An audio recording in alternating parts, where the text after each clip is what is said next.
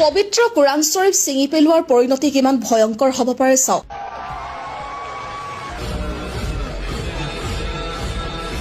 এগৰাকী যুৱতীয়ে পবিত্ৰ কুৰাণ শ্বৰীফৰ পাত ছিঙি ভয়ংকৰ বিপদৰ সন্মুখীন হয়।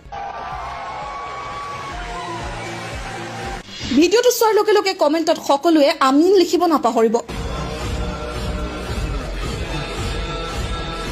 লগতে ভিডিঅ'টো এটা শ্বেয়াৰ কৰি সমগ্ৰ বিশ্বজুৰি জনাই দিয়ক আল্লাহৰ ক্ষমতা যে অপাৰ।